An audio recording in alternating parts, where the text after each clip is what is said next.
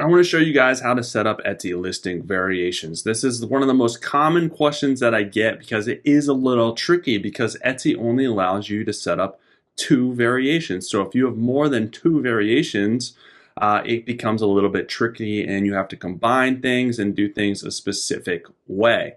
So I'm going to show you some examples on how to set up variations. So this is the new listing form. This is being converted at the end of June. So depending on when you're watching it, the old form is not even going to be available yet.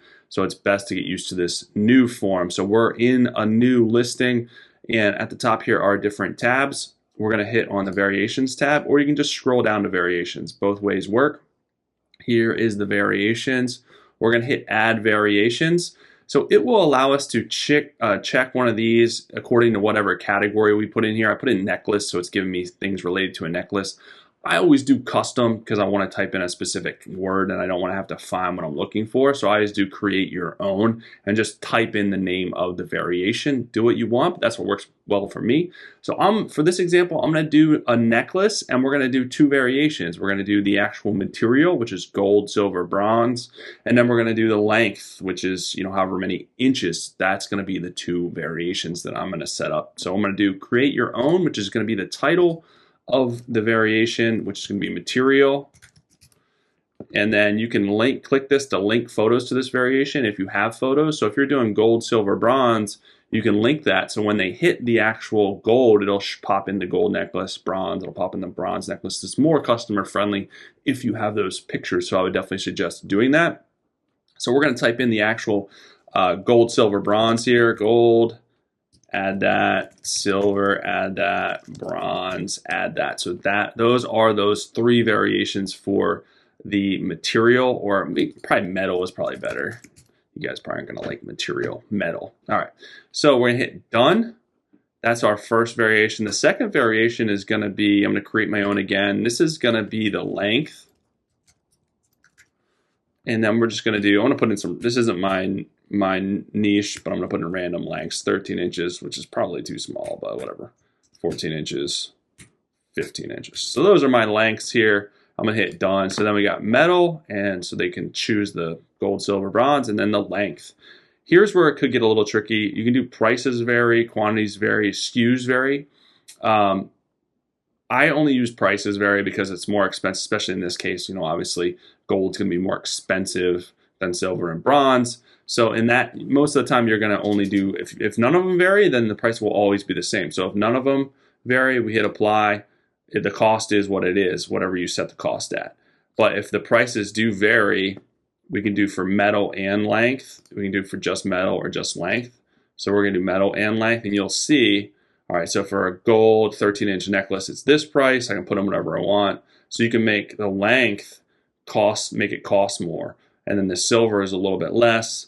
Bronze is a little bit less. So the prices can be different for every selection. Or you can change it for, maybe it's just the metal is different. The size doesn't matter. So for gold, it's this price. Silver, it's this price. Bronze, it's this price.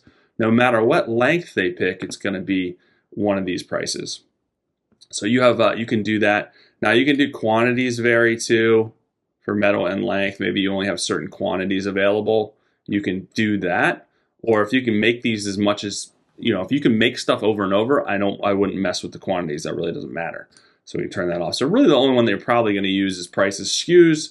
Again, that gets a little bit more complicated. If you have a huge business, you may want to use SKUs, which each individual item has a little scan, code there. But I don't mess around with the SKUs, but that is an option for you if you want to get super granular with doing that. So those are the 2 variations, but where it gets a little bit tricky is, okay, what if I have a third variation? What if I sell gold necklaces that have charms, that are gold, silver, bronze necklaces, 13, 14, 15 inches, but they have charms. Maybe there's a flower charm and a moon charm.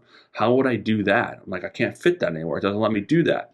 Well, what you would do is combine variations together. So instead of metal and length, we would edit this one, take out these gold, silver, bronze, and then we will do metal.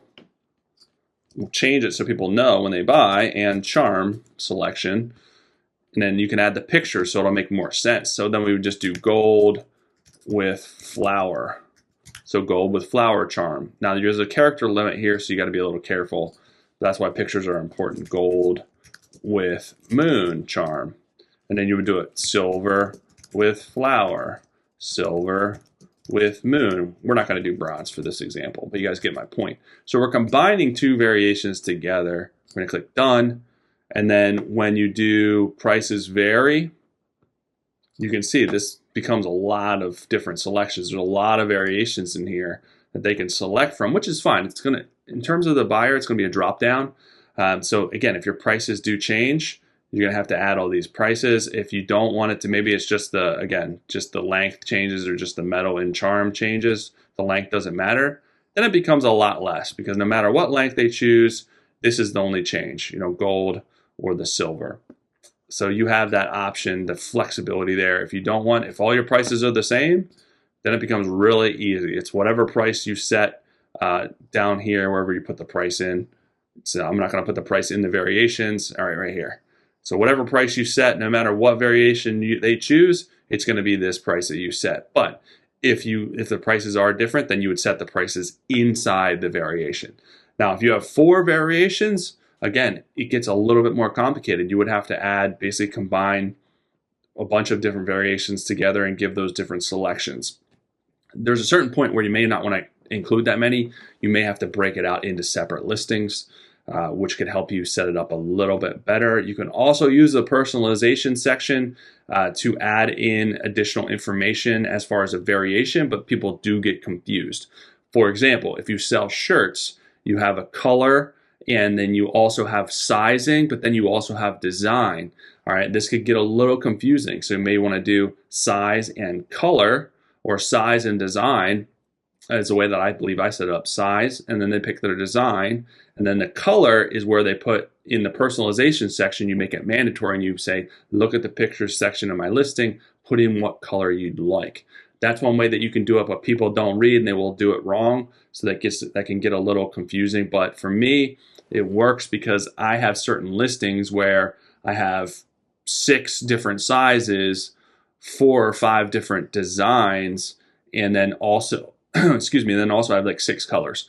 So if I was going to combine like 6 colors with 4 designs, that would be like 100 variations. It'd be crazy. So it's just easier for me to use the personalization section to do that. But again, that is how you set up the variations depending on what you sell. It can be a little tricky, but just kind of break it down on the easiest way to set it up where it makes the most sense.